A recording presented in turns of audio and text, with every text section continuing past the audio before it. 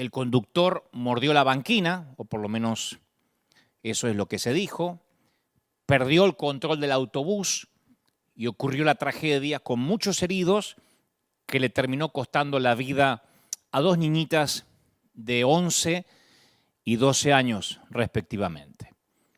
Es apenas un ejemplo de cientos de tragedias que incluyen niños, podría incluir ancianos o todo tipo de gente inocente. Cuando estas cosas pasan, uno se pregunta por qué no le sucedió a un grupo de adultos, qué sé yo, que iban en una camioneta rumbo al casino. ¿Por qué a niños?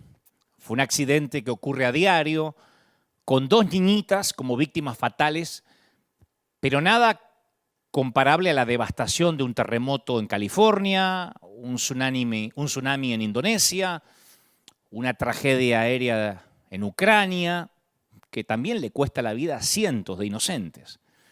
Pero aún así, una tragedia común como esta, en un autobús escolar, hace aflorar preguntas intrincadas, ¿no?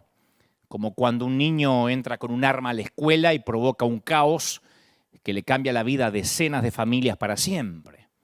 Entonces uno se pregunta, ¿por qué niños inocentes merecen una espantosa muerte en la ruta? O morir en un día escolar, en el colegio, porque alguien lleva un arma. Dios estaba tratando de decirles algo, estaba enviándoles una advertencia a sus padres, a sus amigos. ¿Será que Dios baja, retuerce un poco las ruedas de los ómnibus escolares y después observa mientras se precipitan? ¿Será que Dios traza una línea roja con un marcador a través de un mapa de Florida para marcar el recorrido exacto de un tornado? Allí, esta casa así, que el tornado mate a la niña de 6 años, pero no toques la casa de al lado, mata a la abuela, pero salva al vecino del costado. ¿Será que Dios programa la tierra como un videogame? Experimentando con mareas, con tragedias, tsunamis, temblores, huracanes. ¿Es así como Dios nos premia o nos castiga a nosotros, sus víctimas indefensas? Claro, cuando yo digo las cosas de esta manera, las preguntas suenan a sacrilegio, ¿no? A una herejía. Pero a diario, miles de ateos, incluso cristianos, porque esto no es un patrimonio exclusivo de los agnósticos, se hacen las mismas preguntas. Hay gente que no ha pensado en Dios durante años, durante décadas, y de repente cuando se enfrentan al sufrimiento, arremeten contra Dios lleno de odio, lleno de preguntas. Es que, claro, después del dolor llega la duda casi como un acto reflejo. Y el sufrimiento nos lleva a cuestionar nuestras creencias más básicas acerca de Dios. La gente se pregunta, ¿existe Dios? Cuando un ómnibus escolar sufre una tragedia que involucra a niños, uno se pregunta, bueno, ¿y si existe? ¿Cómo permite una cosa tan espantosa? Entonces, cuando golpea, no podemos dejar de preguntarnos qué es lo que Dios está tratando de decirnos mediante una simple faringitis o la muerte repentina de un ser querido. ¿Hay algún mensaje específico para nosotros? Y yo he escuchado frases incluso de líderes cristianos comentando, ¿sabían que en aquel terremoto murió un porcentaje mucho más bajo de cristianos que de no cristianos? Casi no murieron cristianos. Como dejando la teoría o la idea vaga que los cristianos que sí murieron, algo habrán hecho para ser puestos al mismo nivel que los mundanos y paganos vulnerables que murieron en la tragedia. Que digo, es una presunción casi ridícula. Es como decir que un cristiano murió de COVID-19 porque no obedeció a su apóstol, porque dejó de diezmar, porque se dejó de congregar. De hecho, han fallecido piadosos hombres de Dios por este virus actual. ¿O qué queda para aquellas tragedias que involucran misioneros cristianos junto a sus familias, que fallecen o viven situaciones adversas o infortunios en el ejercicio de servir a Dios, en el peregrinar cristiano? Las masacres armenias, un accidente de ómnibus que afecta a miembros de un coro de la iglesia, una inundación que causa estragos en un campamento de adolescentes, también de una congregación. Son noticias reales. La rotura de un dique cercano a una escuela bíblica. Hijos de misioneros, que me consta, yo tengo misioneros amigos cuyos hijos se han ahogado y ellos, sus padres, sirviendo al Señor, o enfermado, por ejemplo, en Chernobyl. La fe en Dios, lo dijimos, creo que uno de los primeros mensajes de esta pandemia, la fe en Dios no es un seguro contra tragedias. Entonces la pregunta es, volvamos a lo que decíamos anteriormente, ¿Dios es un sádico cósmico que se deleita viendo cómo nos retorcemos, que aplasta a los seres humanos como si fueran colillas de cigarrillos? Y si uno escudriña la Biblia, uno va a encontrar varias respuestas, porque uno se hace preguntas, pero las respuestas están en las Escrituras.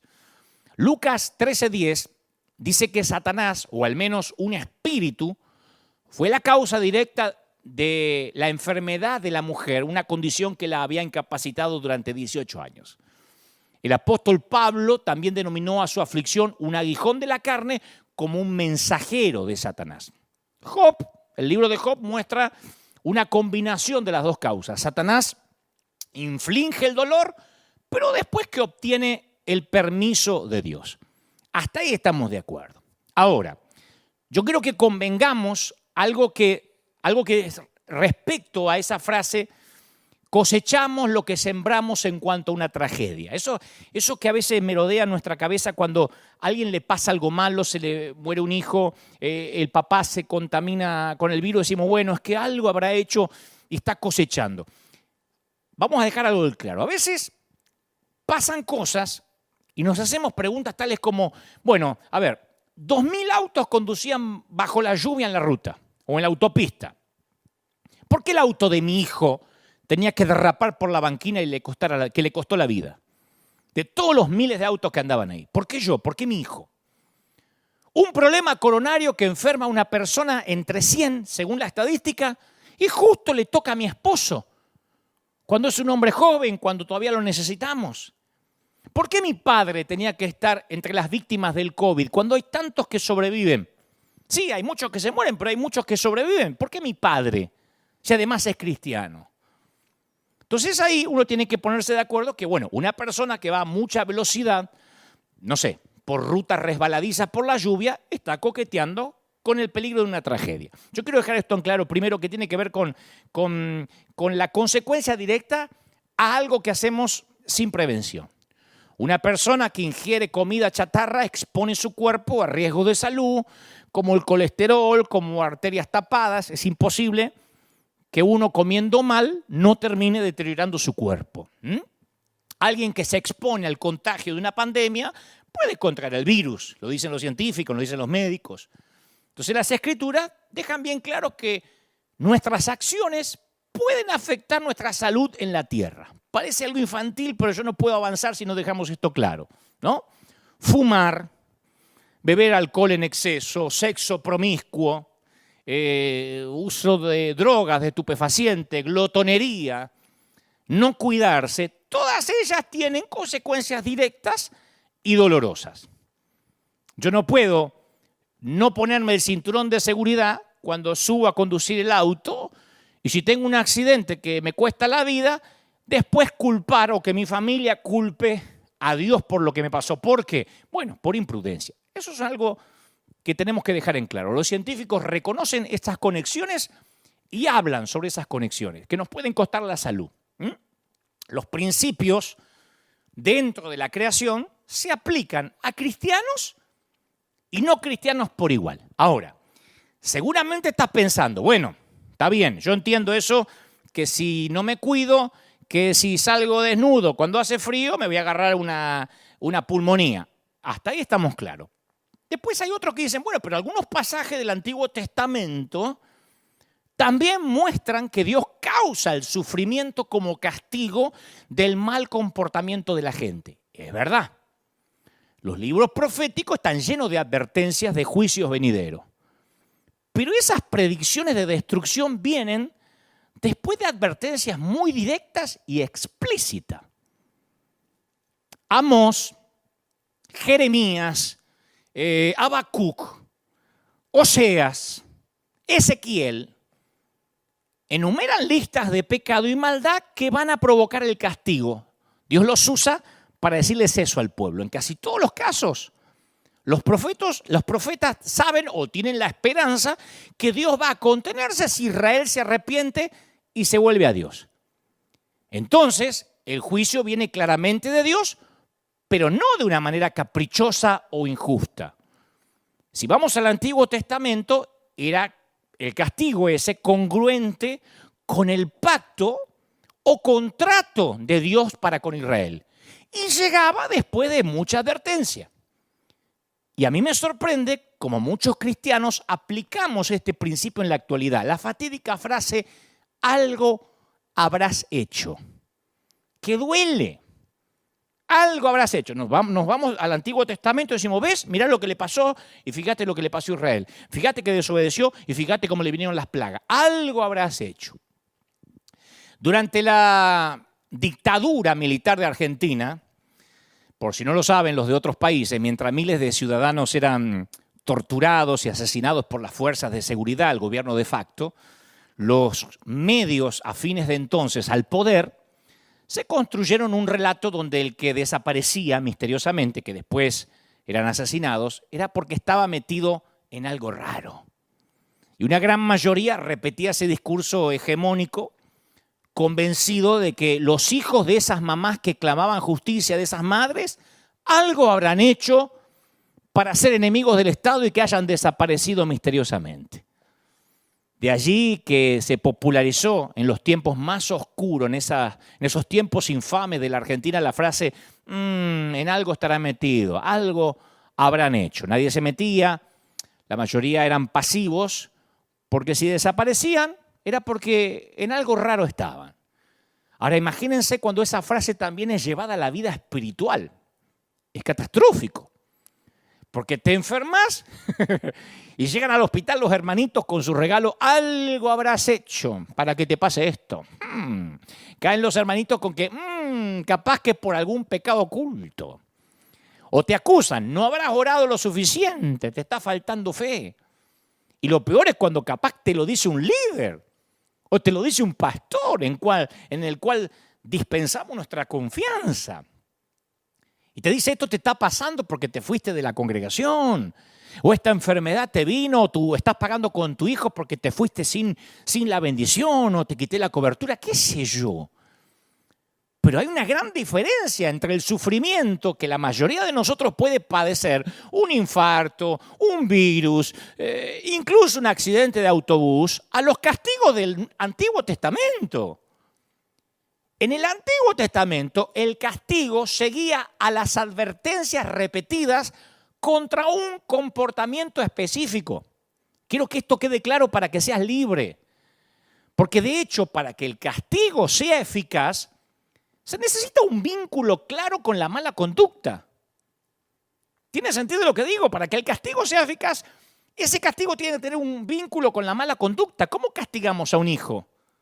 ¿Cómo le ponemos penitencia? Por cuanto no ayudaste a poner la mesa, por cuanto trajiste una mala nota, hoy no tocas el iPad. Ahora, pensá en un padre que castiga a un chiquito pequeño. Qué poca utilidad sería para esos papás que se acerquen por atrás, sigilosamente, y en el rato libre que el nene está jugando, ¡paf!, lo golpee sin explicación. ¡Toma! Para que aprenda. Y el nene no sabe por qué se le pegó. No entiende. Un comportamiento así, ¿qué produce? Un nene neurótico, no un nene obediente. Porque no tiene idea por qué se lo está castigando. El castigo tiene que estar relacionado inmediatamente, hasta una mascota sabe eso. Si uno quiere entrenar a una mascota y lo quiere castigar porque ensució dentro de la casa y no hizo lo que tuvo que hacer afuera, uno tiene que inmediatamente, pegado a lo que hizo, o la recompensa o el castigo para que la mascota entienda. Si uno va cuando la mascota está durmiendo, ¡pah!, y le pega, no sabe por qué se le está pegando. El pueblo de Israel sabía por qué estaba siendo castigado. Cada vez que vamos a la Biblia, los profetas le habían advertido con detalle. El faraón de Egipto sabía exactamente por qué las 10 plagas habían sido enviadas contra su tierra. Dios se lo había dicho a través de Moisés, le había dado la razón y le había dicho cómo se lo podía evitar. El faraón le dice en un momento a Moisés, ora para que las ranas sean quitadas, por supuesto, pero mañana ora. Las plagas estaban a una oración de distancia para que se vayan. Entonces los ejemplos bíblicos del sufrimiento como castigo se ajustan a un patrón. Yo quiero que prestes atención a esto porque te va a liberar como me liberó a mí. En el antiguo pacto, el dolor viene después de mucha advertencia y nadie pregunta más tarde por qué les pasa lo que les está pasando. Saben exactamente en la Biblia por qué están sufriendo. Jonás no dice, me agarró un pez, iba por la vida y me tomó. Ya sabe por qué. Porque Dios lo mandó a Nínive y el tipo se fue para Tarsis. O sea que no hay un castigo que sea de imprevisto y que la gente no sepa por qué le está pasando. Ahora, ¿se parece el patrón de lo que te estoy contando con lo que nosotros en la mayoría vivimos en la actualidad? Recibimos una revelación directa de Dios en la que nos advierte de una catástrofe venidera. Vino tu sufrimiento personal empaquetado con una explicación clara de Dios. ¿Por qué te pasa lo que te pasa? Tu papá morirá de COVID-19, pero es porque te lo advertí hace un año durante toda la semana, todos los días. Vos me estás diciendo, no, eso no me pasó. Bueno, si no es así, si estás confuso por lo que te está pasando, tenés por seguro que esto no es una reprimenda de Dios. Porque cuando Dios habla, señores, es claro. Los predicadores somos vuelteros para hablar, pero Dios habla claro. No es, ¿qué me querrá decir? Yo siempre estoy en contra de eso. Tuve un sueño con 3 bestias apocalípticas y una suegra que aparecía de atrás. ¿Qué me querrá decir Dios? Nada, que comas menos antes de irte a dormir. Porque Dios habla claro. La Biblia está llena de historias de personas que sufrieron, pero que definitivamente no estaban siendo castigadas por Dios. Y esto hay que dejarlo claro. A lo mejor es el juicio de Dios, algo habrás hecho. Pero en la Biblia estaba claro. El faraón no estaba diciendo, ay, ¿por qué hay moscas? ¿Por qué hay moscas? ¿Por qué hay ranas? Si Dios se lo advertía. Y si no sabes por qué estás viviendo, lo que estás viviendo no es algo que Dios te está queriendo decir, porque Dios habla claro. Ningún padre castiga a su hijo fuera de contexto, porque no sirve. Insisto, genera hijos neuróticos, no obedientes. Ahora, ¿qué dice Jesús? Este Jesús que estamos viendo con ojos nuevos domingo a domingo. Bueno, Jesús nunca dio un sermón sobre aceptar la mala suerte que te tocó en la vida. Nunca vamos a ver a Jesús que se acerca a una persona pobre o enferma y le dice, aguantate la medicina que Dios te dio. Jesús era sensible a la gente que sufría y se dedicaba a solucionarlo. Jesús usó sus poderes sobrenaturales para sanar, nunca para castigar. Y los milagros de sanidad le gustaban a la multitud. Pero como una vez les conté aquí mismo, Jesús se negó a hacer de esos milagros el centro de su ministerio. Y hasta a veces vamos a ver que Jesús parecía como hasta, no sé, reacio a intervenir.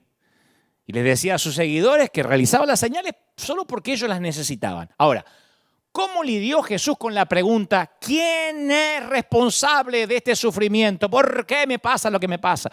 ¿Por qué a fulanito se le murió el hijo? ¿Por qué a menganito se le murió la madre?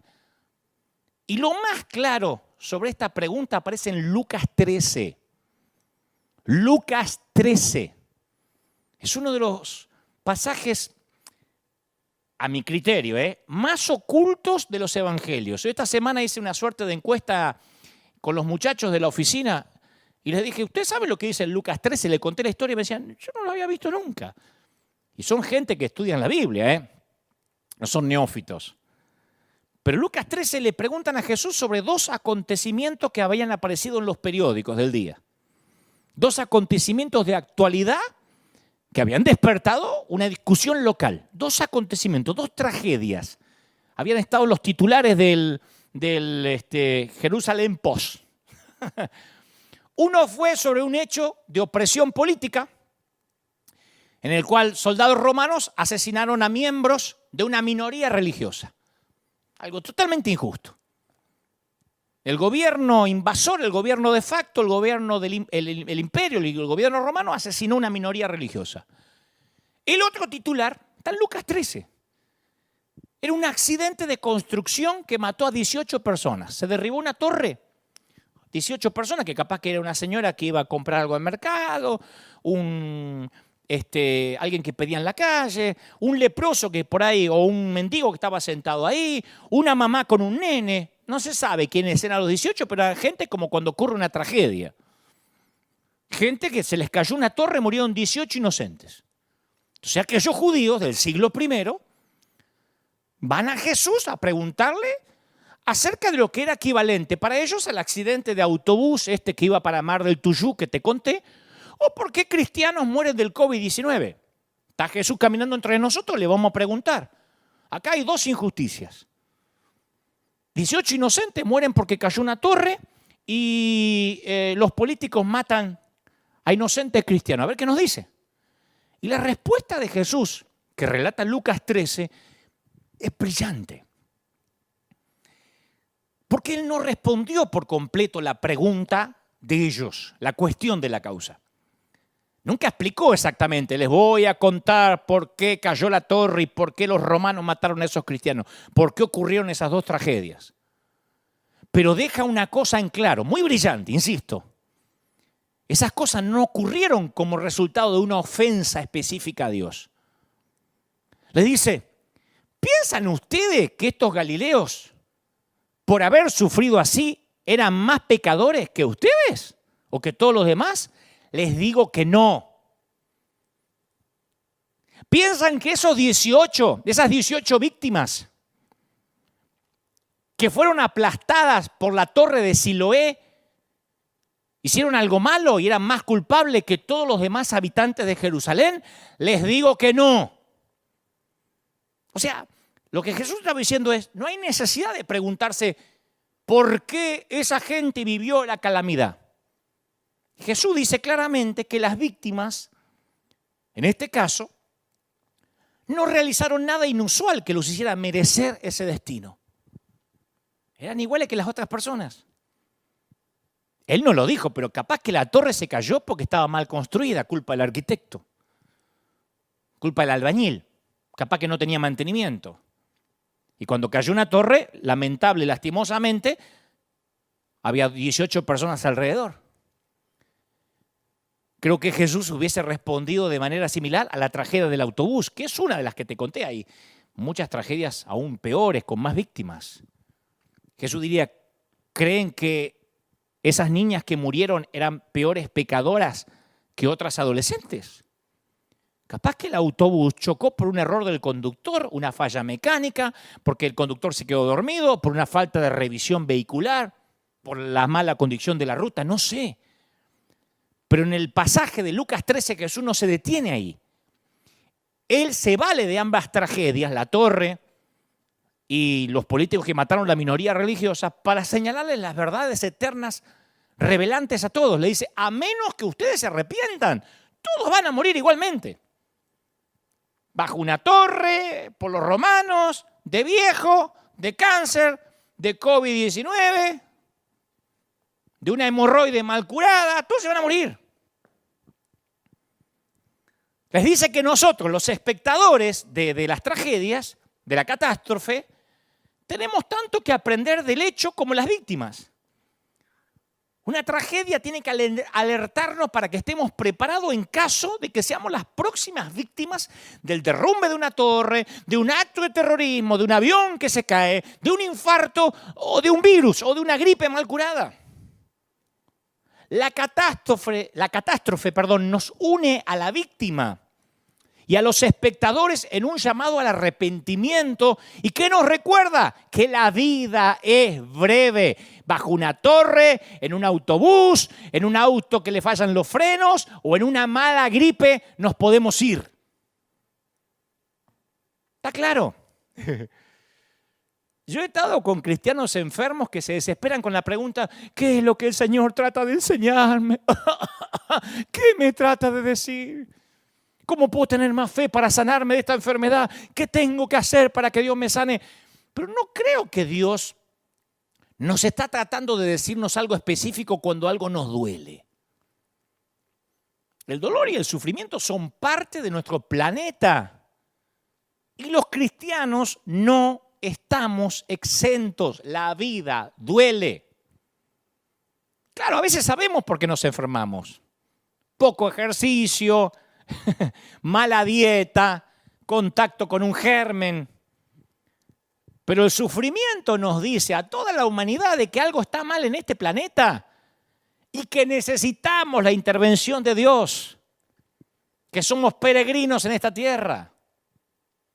Otra historia similar en los evangelios, esta más conocida, Juan 9. Los seguidores señalan a un hombre ciego de nacimiento, ¿se acuerdan? Le preguntan, ¿quién pecó? Ellos querían la teología de la ceguera. ¿Quién pecó, este o los padres? En otras palabras, ¿por qué merece la tragedia de ser ciego? Y Jesús no duda, responde sin vuelta. Dice, ni este ni sus padres. Los discípulos querían mirar hacia el pasado, encontrar la razón. Jesús les redirecciona la dirección, apunta hacia el futuro. Y responden a una pregunta diferente, ¿con qué fin? Y eso, creo, ofrece un claro resumen sobre el problema del dolor. Yo sé que estás sufriendo. Hay mucha gente pasando situaciones de escasez financiera, de enfermedad, de divorcios. Pero mirar retrospectivamente en la búsqueda de una causa, algo habré hecho. Mirar en la búsqueda de una causa, de un motivo, no brinda una respuesta que nos calme el dolor o la ansiedad. Pero sí lo que te está pasando plantea la esperanza para el futuro, que incluso el sufrimiento puede ser transformado o redimido. ¿No es esa la promesa de Romanos 8:28? Y sabemos que a los que aman a Dios, todas las cosas le ayudan ¿a qué? A bien. Esto es conforme a los que a su propósito son llamados. O sea, Dios promete hacer bellas todas las cosas, no cada cosa. Todas las cosas, no cada cosita, todas las cosas. Capaz que los sucesos aislados pueden ser malos, pero el resultado final, dice Pablo a los romanos, es bueno. Tu final va a redimir toda la historia, te lo prometo, como en una película, donde uno dice, se va a morir, no va a zafar, va a terminar mal, y al final todo se redime. Pasa que nosotros no vemos el plano completo, señalamos a nuestro hijo enfermo, vemos unas muletas, la hambruna, la escasez y decimos, no, esto no hace sentido. Pero ¿no será que hay alguna explicación que no alcanzamos a comprender? ¿No creemos que las maravillas del cielo van a ser capaces de hacer que una vida llena de dificultades, de momentos álgidos, sean buenas, que tenga sentido? Pablo opina así en 2 de Corintios capítulo 4, versículo 17.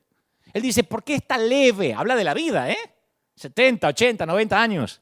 Esta leve tribulación momentánea. A toda la vida le llama la leve tribulación. ¿Viste como el momento de turbulencia del avión? Señores pasajeros, estamos atravesando un momento de turbulencia, va a durar unos pocos minutos. Hemos suspendido la hora del almuerzo. Cuando pasemos las turbulencias y estemos otra vez a altura crucero y confortable, serviremos el desayuno o el almuerzo, lo que sea. No dice, estas turbulencias van a ser eternas, por ahí nos morimos todos. Una turbulencia. Y él dice, esta leve turbulencia momentánea produce en nosotros un cada vez más excelente y eterno peso de gloria. ¿No es maravilloso? El abordaje más exhaustivo del tema, yo quiero que escuches si estás pasando crisis, como dice un viejo mensaje mío, yo sé que estás en crisis porque me lo dicen tus ojos. Aquel mensaje de situación límite. El tema más exhaustivo, más abordado de manera más a fondo en la Biblia, aparece en el libro de Job, justo en el medio del Antiguo Testamento. Job es el hombre más recto Era el hombre más recto y más espiritual de su época. Amaba a Dios con todo su corazón, dicen las Escrituras.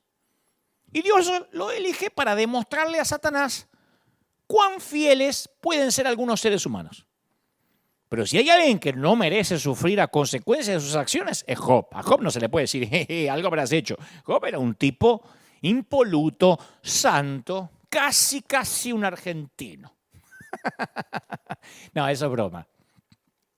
Pero aunque parezca increíble, a Job le pasan una serie de calamidades terribles que dejarían en la lona a cualquiera, un knockout a cualquiera. Saqueadores, fuego, bandidos, un fuerte viento que le arrasa el rancho, le destruye las posesiones.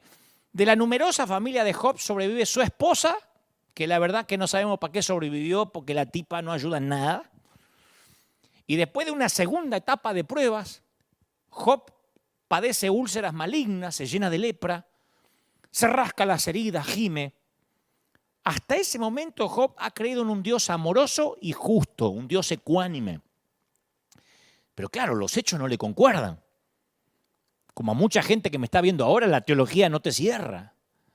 Y Job se hace preguntas angustiantes, la misma que harían todos los que padecen dolor. Porque yo, ¿qué hice mal? ¿Qué está tratando de decirme Dios que no logro entender? Y Job sabía que Dios cuando castiga, en el caso del antiguo pacto, hablaba claro. Y esto es literalmente, es como ese golpe que llega de imprevisto. Y justo ahí quienes caen, los amigos del algo habrás hecho. Porque los amigos del algo habrás hecho, siempre aparecen los tipos, son casi omnipresentes. Cuando más necesita consuelo Job, caen los explicólogos. Viste que hay un montón de explicólogos, en las redes abundan eso. Ayer uno me decía, veo que hablas mucho, que eres un legalista en recuperación. Y yo creo que necesitas hacer una exhaustiva búsqueda de que estás dolido en tu corazón. Y me psicoanalizó. Qué lindo que te psicoanalicen gratis, ¿viste? Sin que se lo pidas. Sería lindo que la gente guarde sus consejos hasta que se los pidan. Pero bueno, eso es un caso aparte. Los explicólogos llegan. Los teólogos que siempre son estos teólogos y explicólogos que están distribuidos por la vida de manera estratégica. De modo que te encuentres mínimo 1 o 2 al día. Uno dice, no, pero los puedo esquivar. No, están distribuidos de manera tal que es como la policía, ¿viste? Que uno dice, ¿quién me va a agarrar ahora en el semáforo en rojo? Y está a la vuelta con la moto y hace, ¡oh! El fariseo es así. Está esperando que algo te pase y apareció, ¡oh! Con la sirena. Job, Dios está tratando de decirte algo. Aleluya. ¿Viste que se te paran con la Biblia así al lado de la cama? Nadie sufre sin causa. Hay algo que tienes que confesar. ¿Viste? En mi tiempo se movían así cuando te daban las profecías, porque como que le iban bajando los mails de arriba. Aleluya. O le entraban los fax en ese tiempo. Yo he conocido líderes que decían eso. Hasta que ellos mismos después se enfermaban, se infartaban y ahí no lo podían explicar. Ahí era sufrimiento por la causa, pero mientras que le pasaba al otro, había pecado oculto. Entonces se le acercan a Job y dicen, mirá Job, el sentido común y el razonamiento nos dicen que un Dios justo trata a las personas con justicia. ¿Por qué no te pones a pensar qué hiciste malo? Algo tenés algún muerto en el closet, algún muerto en el placar seguro. Porque los argumentos de los amigos de Job son similares a los que se ofrecen hoy, a los ciertos cristianos hoy en día. Que Dios recompensa a aquellos que obedecen y permanecen fieles y castiga a aquellos que pecan.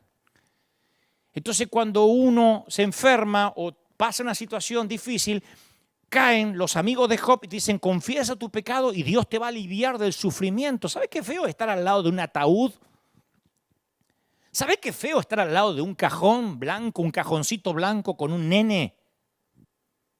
Y que venga alguien de la iglesia y te diga, esto es porque dejaron de diezmar, se apartaron. Uno dice, la iglesia debería estar allí para ayudar, para abrazar en el momento más espantoso que puede tener un ser humano. Pero algo habrás hecho, es algo que venimos arrastrando de una doctrina falsa, de algo que tenemos que desaprender. La esposa de Job le sugiere otra alternativa, dice, maldice a tu Dios y morite, muere. Job no merece esta tragedia, pero aún así Dios merece la lealtad de Job.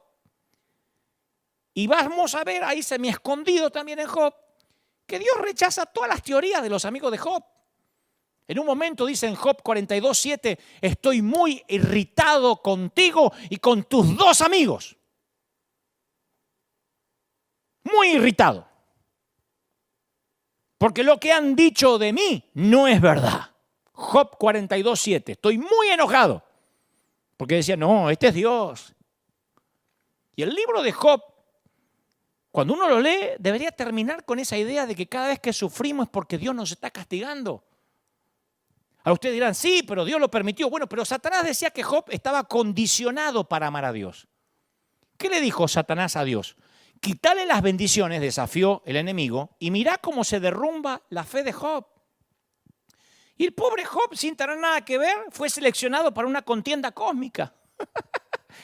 Quedó en el medio. Satanás le dice que Dios, que Él, no es digno de ser amado por sí mismo. Que la gente de fe como Job lo sigue porque Dios lo soborna con bendiciones para que lo amen. La respuesta de Job, cuando todas las bendiciones desaparecen, va a aprobar o no la teoría de Satanás. Satanás le dice, Dios, ¿sabes por qué te ama este y te aman todos? Porque los bendecís. Quítale la mujer, quítale el ganado, quítale los hijos a ver si todavía te ama. Esto es igual a que al tiempo en que llegó la pandemia y probó el amor de muchos que iban a la iglesia. Los fieles siguen fieles. Los fieles están conectados acá con sus pastores. Acá tenemos una iglesia fiel que sigue sembrando, sigue mandando su ofrenda. Dicen, cuando quieras, pastor, estamos listos para empezar. Y después está el otro que no, ¿cómo puede ser que un Dios permita esto? Lo mismo.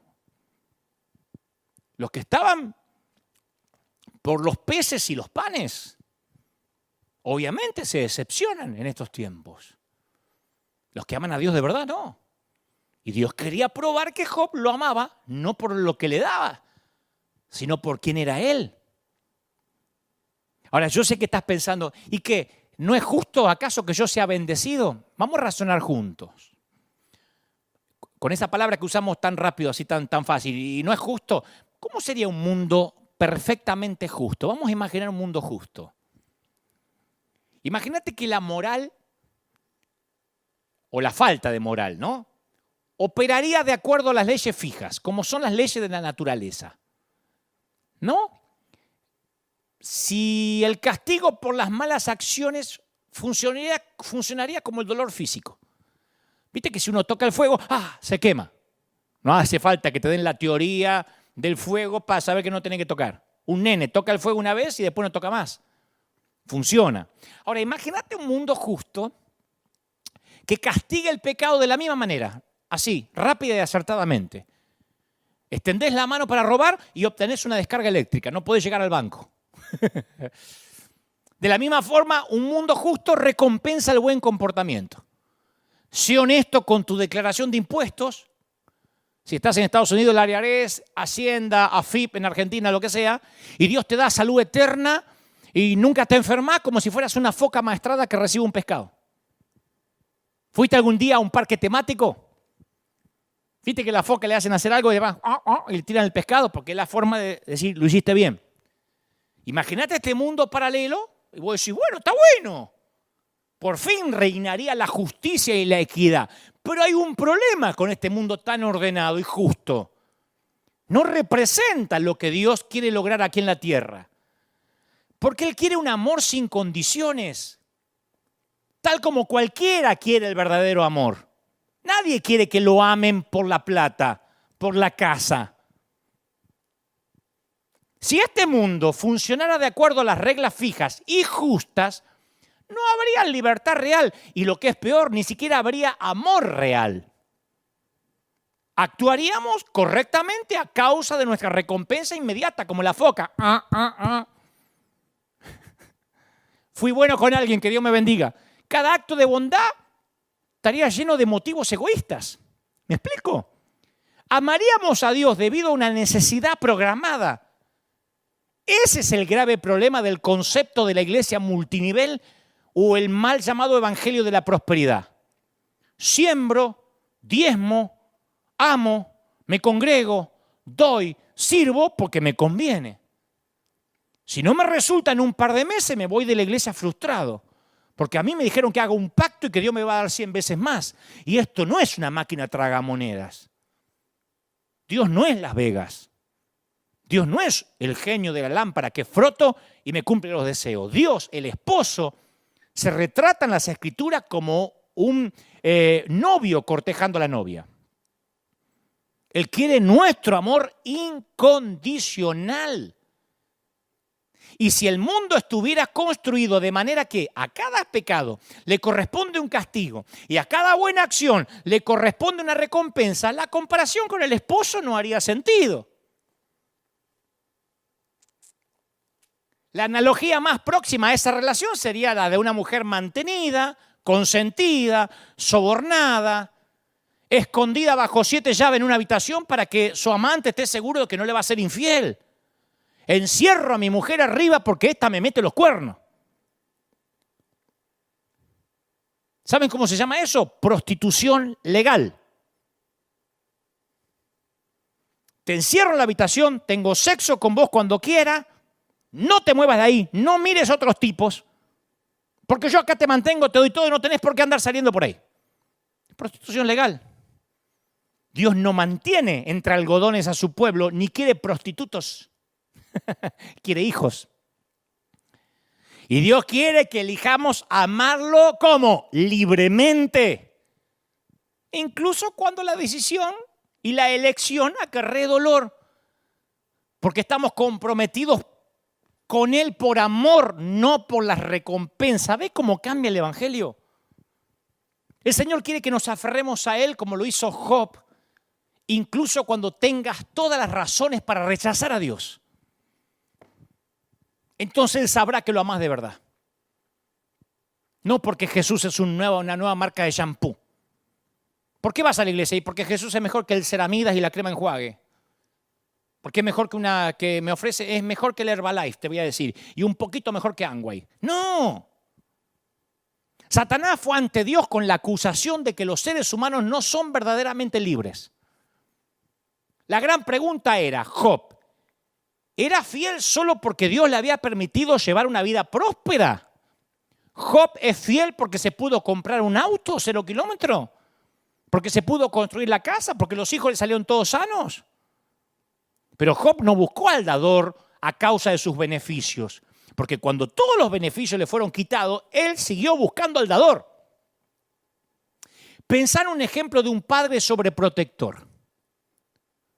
Un papá que no quiera que su hija tenga ningún dolor en la vida. No quiero que mi hija nunca camine sola. No, pero tiene que dar sus primeros pasitos. No, se va a caer. Y así la nena crece, tiene 10 años, 12, 15, 20. Él la lleva a cualquier lugar que ella quiera ir, pero no deja que camine nunca. La coloca en un carruaje. Con el tiempo la nena o la niña mimada, ya mujer, se convierte en una inválida. Es incapaz de dar un paso, totalmente dependiente del padre. Un padre así, sin importar cuán amoroso y afectivo fuese, termina por fracasar en su tarea más importante, que es la de hacer crecer una persona independiente hasta que se convierta en adulto, ¿sí o no? ¿No es la tarea que tenemos como padre? Sería mucho mejor para la hija misma que el padre diera un paso al costado y la dejara caminar, aun cuando esto significa que ella se va a tropezar. Pero a veces nosotros queremos más que un padre en el cielo, queremos un abuelo en el cielo. Nos comportamos como los nietos de Dios, que nos consienta en todo. Y si no, le hacemos un berrinche de nieto. Yo quería que Dios me bendiga porque yo diezmé. Me voy a utilizar donde me dejan servir. Dios no es un abuelo. Dios quiere hijos que lo amen. Volviendo al tema. ¿Por qué te pasa lo que te pasa? ¿Por qué me pasa lo que me pasa? Es peligroso y ni siquiera es bíblico que te tortures tratando de encontrar el mensaje de Dios en tu dolor. ¿Sabe cuál podría ser el mensaje? Que vivimos en un mundo con leyes establecidas como todos los demás. Subo a un 8º piso, me tiro, me mato. ¿Y cómo Dios no me sostuvo? Porque la ley de la gravedad funciona para cristianos y para no cristianos. En nuestro ámbito cristiano, principalmente el evangélico, siempre ha habido dos grandes errores.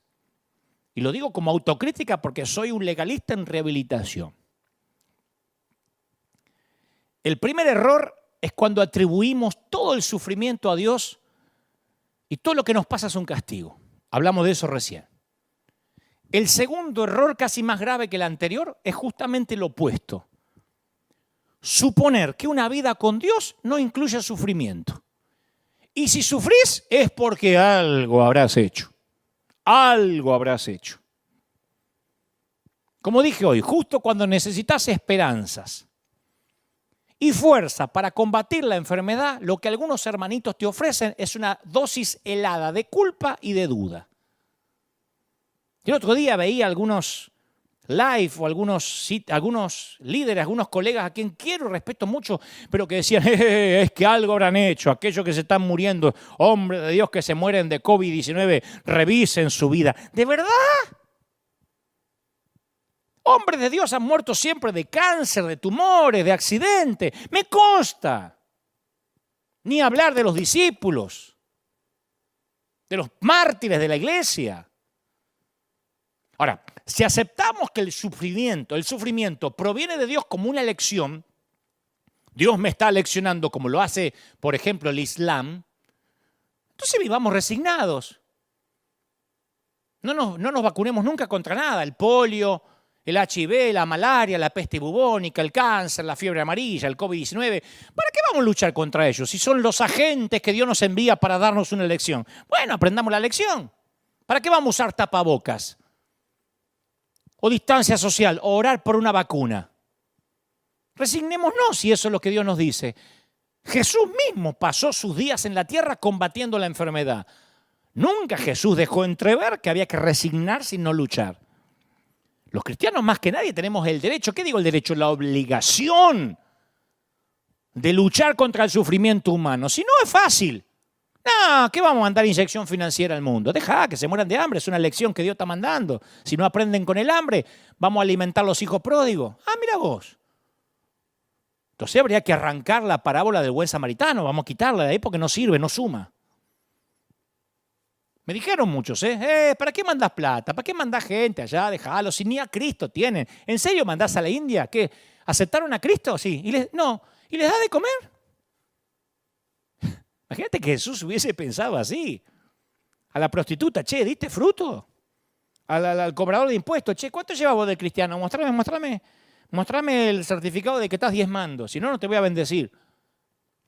Hablamos ya de eso, ¿no? Bastante. Ahora, otra gran mayoría de la iglesia nos inclinamos en dirección hacia el segundo gran error. Creemos que la vida con Dios no incluye sufrimiento ni dolor. Y ahí es cuando algunos sienten que Dios les falló en el contrato. Cuando sienten que su trato unilateral, porque Dios no lo firmó, unilateral con Dios fue quebrantado. No, es que Dios no juega limpio. ¿Cómo me pasó esto si yo nunca dejo de congregarme? Una vez escuché a alguien que me decía, no entiendo, se me rompió el auto. No entiendo qué me quiere decir Dios, que cambies el auto, que lo lleve al mecánico, ratón, o que le pongas gasolina. ¿Qué me quiere decir Dios? Es la segunda vez que choco, que aprendas a manejar, burro. ¿Qué te va a decir el Señor? Entonces la mayoría cree tener un acuerdo contractual con Dios. Bueno, yo prometo ser decente, buena persona, y a cambio Dios va a salvar a mi hijo, a cambio Dios va a sanar a mi esposa, a cambio Dios me va a cuidar el trabajo y a cambio nunca me voy a enfermar. Y cuando Dios no satisface sus expectativas, quedan girando en un torbellino de preguntas, de dudas. Dios no ha trazado líneas ni ha hecho tratos. Incluso cuando las cosas van mal, hasta hay algunos que se olvidan cuando las cosas sí van bien. Las palabras de José a Faraón hablan de eso. Después llegarán 7 años de un hambre tan intensa que se olvidarán de la prosperidad de Egipto. La hambruna será tan grave que borrará el recuerdo de los años buenos. José vio en aquel sueño ambas épocas, la de la abundancia y la escasez. Y ambas bajo el paraguas de la jurisdicción divina. No es que en una estaba Dios y en la otra no estaba Dios. ¿No es esta la promesa de Romanos 8, 28? Y sabemos que los que aman a Dios, todas las cosas les ayudan a bien. Esto es a los que conforme a su propósito son llamados. Dios promete hacer bellas todas las cosas. Insisto, el suceso aislado puede ser malo, pero el final es bueno. El final siempre redime una historia plagada de drama.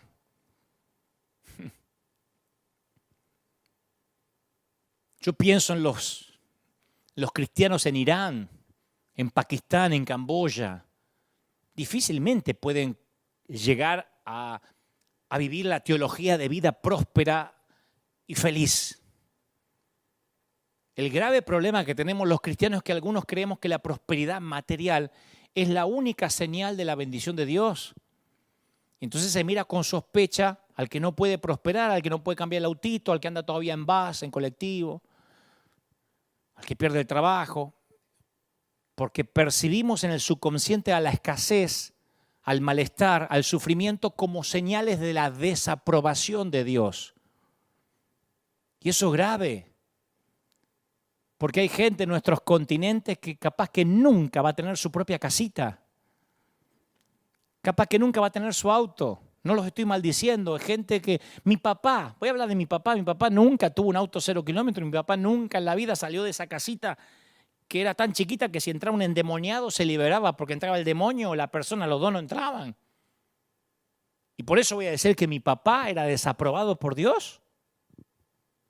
Lo mismo sucede con la sanidad.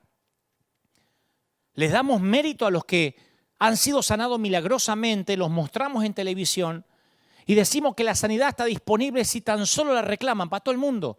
Y yo no estoy, de ninguna manera estoy subestimando la maravilla de la sanidad divina. Acá hemos visto sanidades impresionantes. Mi mamá fue sanada de cáncer. Dios me la regaló 40 años más de la fecha que tenía para morir. Pero obviamente los milagros no ofrecen una solución permanente al problema del sufrimiento. ¿Cómo lo sé? Y si la tasa de mortalidad es exactamente igual para los cristianos que para los no cristianos. 100%.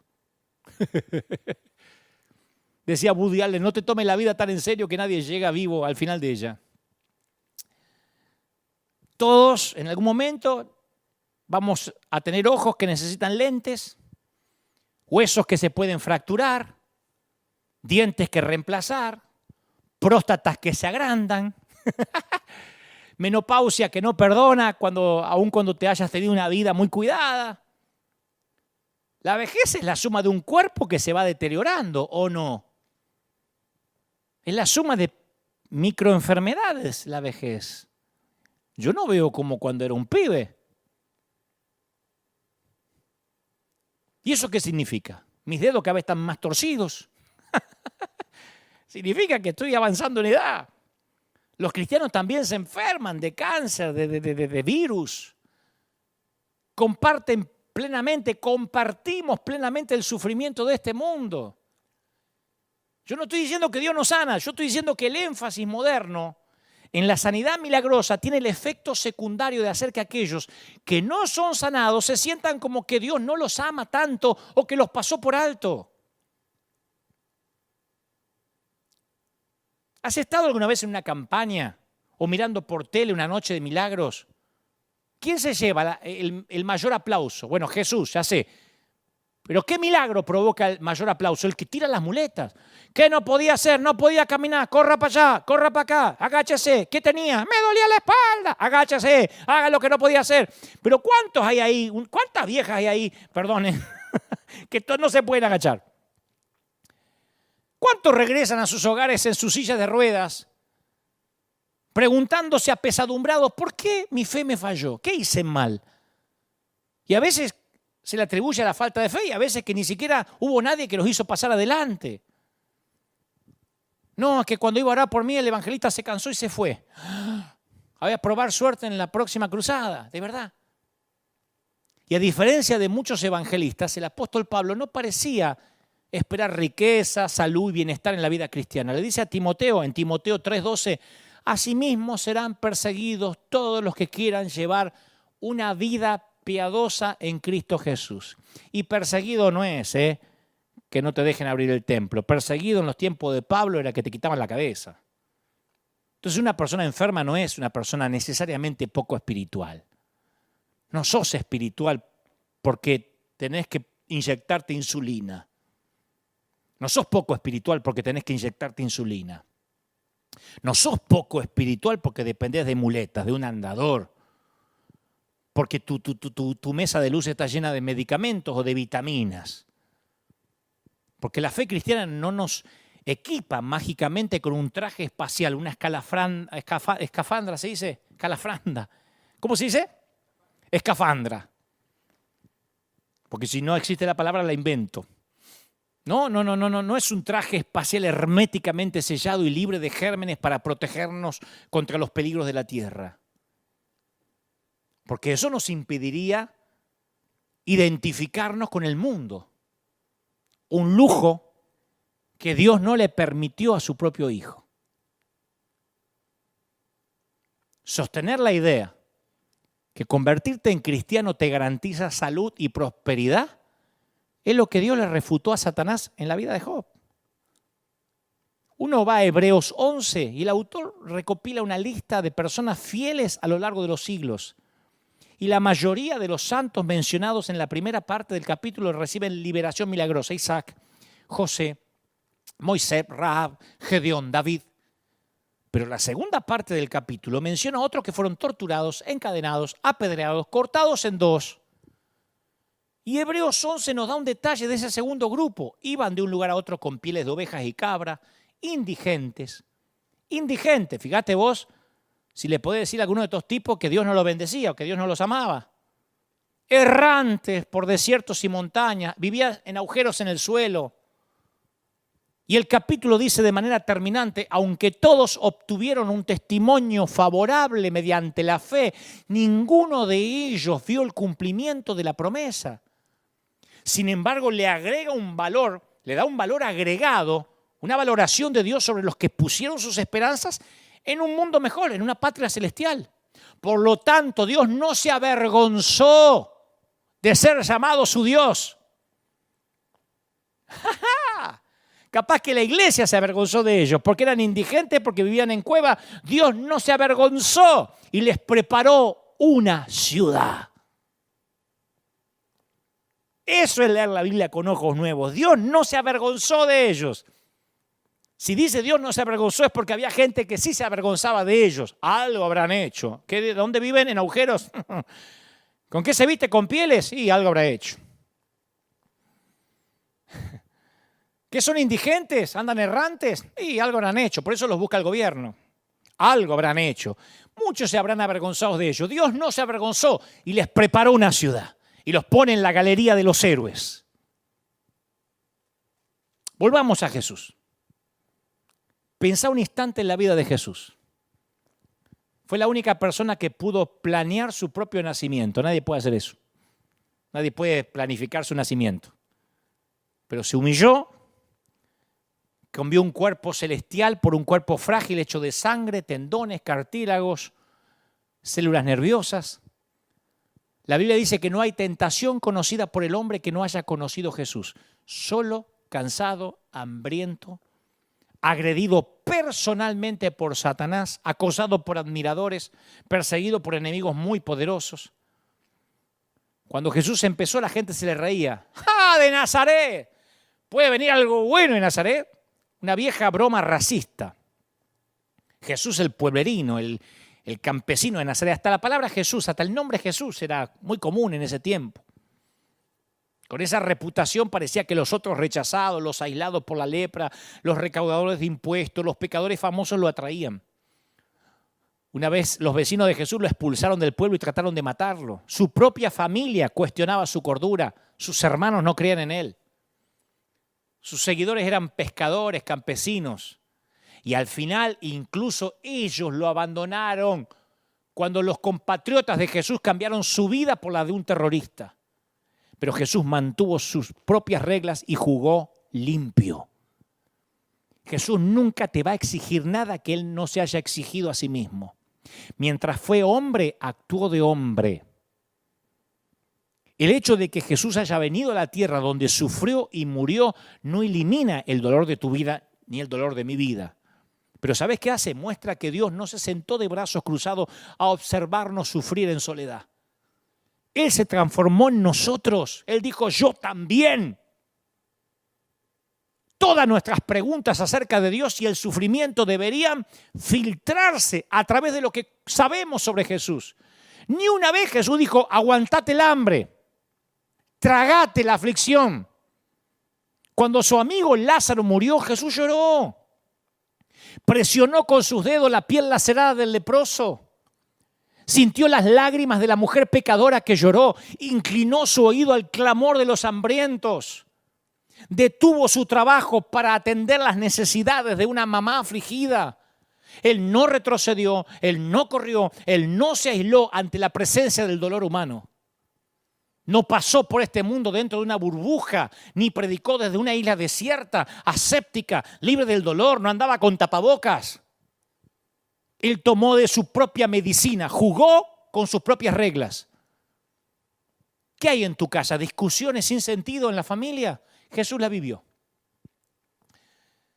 ¿Viviste acusaciones crueles de gente espantosa que te dice cosas horribles en internet? Jesús supo de esos aguijonazos. ¿Una muerte sin sentido hay en tu seno, en tu hogar? Observa la cruz. Él no exige nada de nosotros que no haya experimentado por sí mismo. La forma de la respuesta de Jesús tendría que convencernos de que Dios no es un Dios que disfruta vernos sufrir. Yo dudo que los discípulos hayan ido a Jesús con las preguntas al estilo, ¿no te importa nada? La única vez que le dicen, no te importa que perecemos es en el barco, en plena tormenta. Pero cada día recibían evidencia de sus preocupaciones, observaban el rostro de Jesús. Y cuando el mismo Jesús se enfrentó al sufrimiento, reaccionó como cualquiera de nosotros lo haría. ¿Sabes qué hizo? Trató de esquivarlo. Preguntó 3 veces si no había otra manera. Y no había otra. Entonces Jesús sintió esa sensación tan humana del abandono. A ver si te suena familiar. Dios mío, ¿por qué me has desamparado? ¿Oraste así alguna vez? La última noche de Jesús en la tierra luchó contra el miedo, la impotencia, las mismas fronteras que confrontamos en nuestro dolor. Y Dios no nos dio palabras, filosofías, teorías sobre el dolor. Dios nos dio a sí mismo.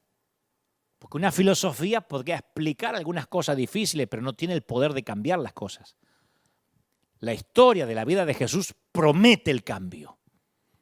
Dios no estaba ahí arriba observando los hechos trágicos maquinados acá abajo. Dios estaba en Cristo reconciliando al mundo en sí mismo, porque de tal manera amó Dios al mundo que dio a su Hijo unigénito para que todo aquel que en él crea no se pierda, sino tenga vida eterna.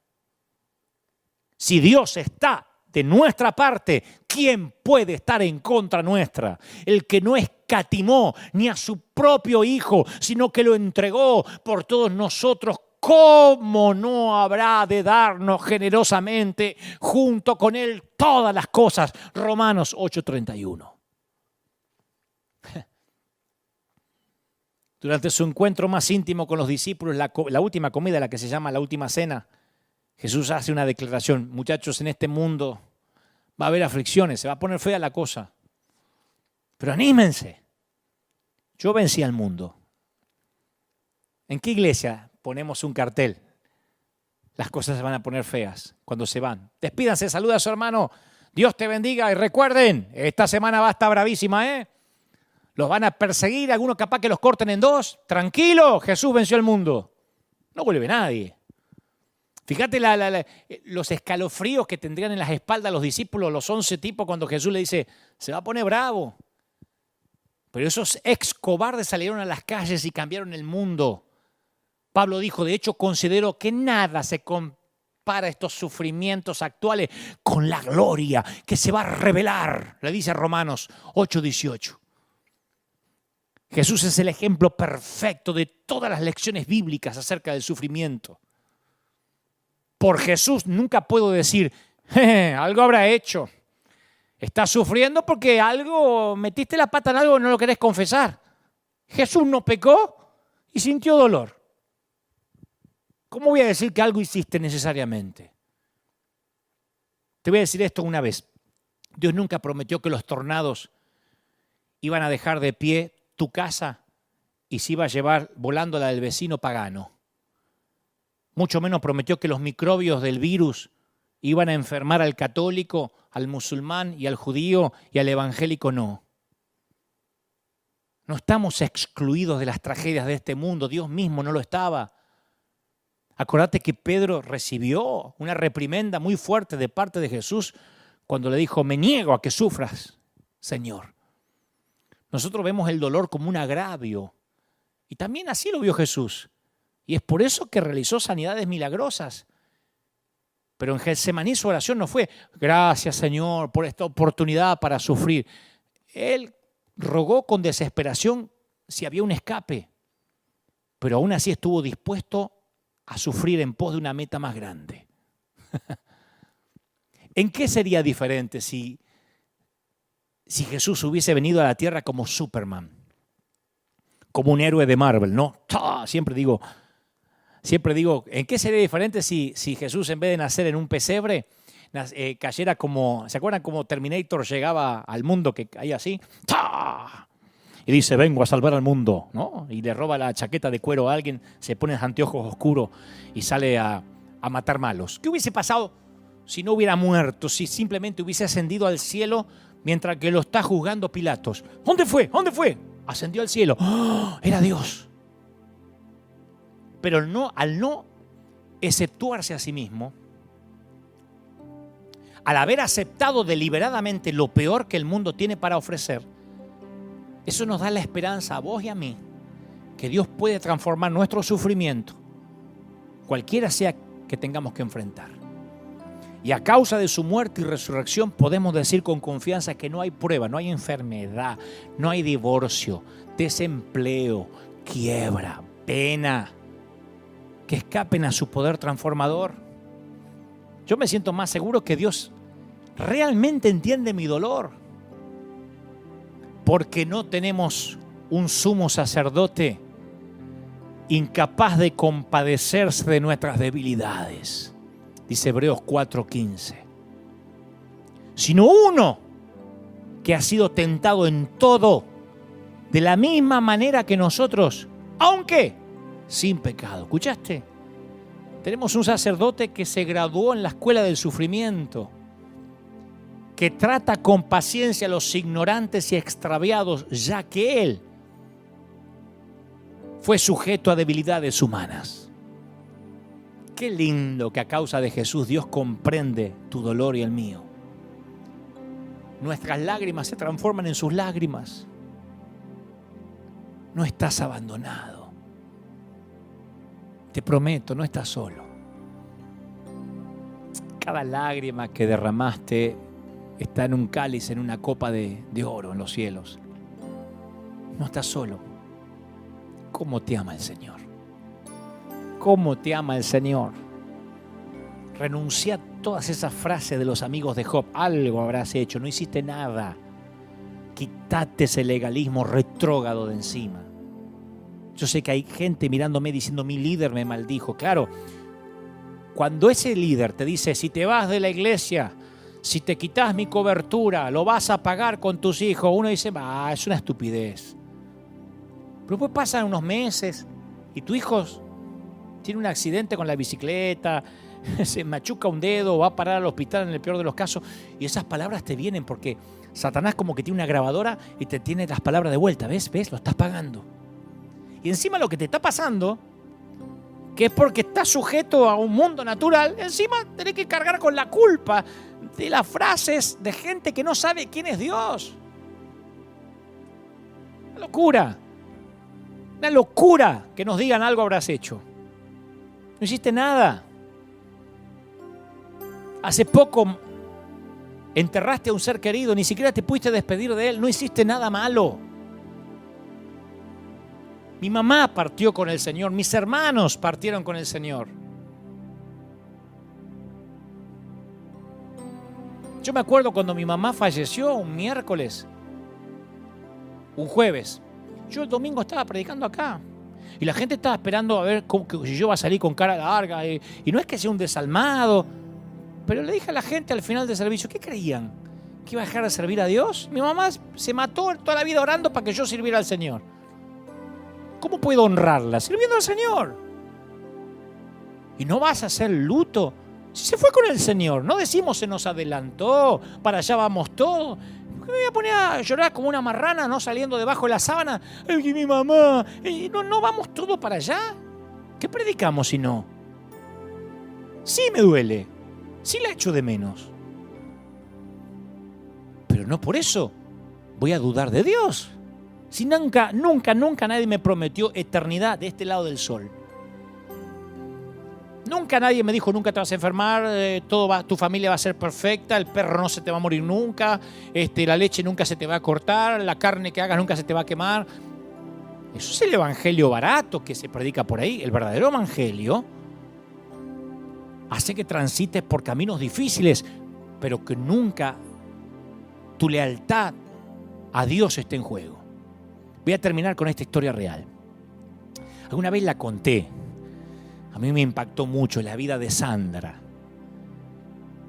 que estaba destinada a ser una vida de cuentos, porque Sandra creció en la fe, su abuelo era el pastor de la iglesia en la cual ella creció, se graduó de una universidad cristiana muy bonita, comenzó a trabajar como enfermera, se casó con un muchacho cristiano también, galán, casi argentino. Después de 4 años de casada y con 2 meses de embarazo de su primer hijo, su esposo le dijo que no estaba seguro de asumir la paternidad. Mirá vos, le gustó hacerlo al chico, pero no le gustaba tenerlo. Y 2 meses más tarde, ella se enfermó y él la abandonó, pleno embarazo. Sandra seguía orando por su esposo, segura de que este iba a regresar como el hijo pródigo, pero se enteró de que le fue infiel. Y no solo eso, había contraído una enfermedad de transmisión sexual. Y el regalo que el papá le dejó al bebé cuando éste nació fue la enfermedad que le transmitió. En el momento del parto, su bebé estaba callado cuando debía llorar, azul y flácido cuando debía estar rosadito. Rachel o Raquel nació anacefálica, con un único tallito cerebral para realizar las funciones primarias. Los médicos le dijeron que iba a vivir unos días o semanas, pero las semanas se convirtieron en meses, los meses en años. Y la vida de Sandra, de la mamá, consistía en trabajar turnos de 12 horas mientras alguna amiga le cuidaba a la bebé. Luego pasaba todo el día cuidando a Rachel. Obviamente esa ruta no estaba pavimentada con los sueños que por lo general las mamis tienen para sus hijos. Sandra nunca iba a tomar un video de su primer día en la escuela, nunca Rachel iba a tener Instagram ni Facebook, ni iba a hacer videitos, no habría boletín de calificaciones, no habría ninguna entrega en el altar a un muchacho. Sandra nunca iba a ver a su nena dar un primer paso, nunca podía sentir los deditos gorditos de la nena agarrados de su mano, nunca le iba a escuchar decir la palabra mamá. Nunca sabría Sandra siquiera si Raquel o Rachel la reconocía como mamá. Un día Sandra decidió tomarse unas vacaciones porque se la merecía después de 3 años. La nena tenía 3 años. Sería la primera vez que se separaba de su hijita desde que nació. Le dijeron, tenés que descansar. Y se tomó unos días y cuando aterrizó en el aeropuerto de regreso, su cuñado la saludó con las palabras que ella había esperado desde que su nena había nacido. Rachel había muerto. Y el papá nunca vino al funeral, nunca preguntó por su hija, nunca dijo perdón. No fue hasta que pasaron 6 años que Sandra pudo leer el diario que llevó durante la vida de su hijita. Y en su mayoría de las hojas era ¿por qué? ¿Por qué? ¿Por qué? Sandra dijo, en ese momento no había respuesta, todavía no tengo ninguna.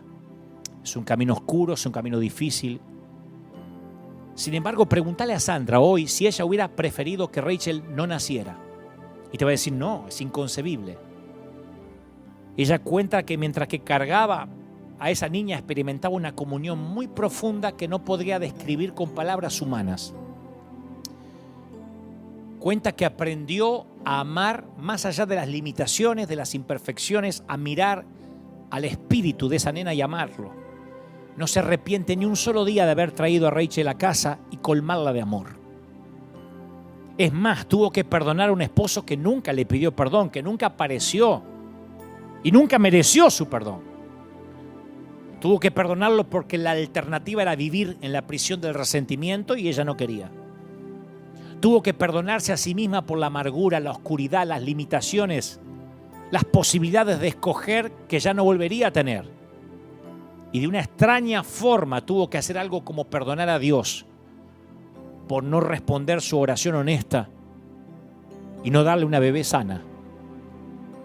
Pero nuestra esperanza del verdadero evangelio, ¿sabes qué dice? Que lo que le pasó a Sandra no fue una catástrofe con un final espantoso. ¿Quién se atrevería a decirle estupidez a Sandra? Mirar a la nena y decirle, y algo habrás hecho. ¿No tuviste sexo antes del matrimonio? Porque Rachel no fue meramente un accidente genético defectuoso, un pedazo malo de ADN que confinó a la nena a ser un breve accidente sin significado en el esquema humano. Nuestra esperanza dice que lo que le sucedió a Sandra y a Rachel es parte de una historia que no terminó aquí. Nuestra esperanza dice que un ADN defectuoso no tiene la última palabra. Esa enfermedad no tiene la última palabra.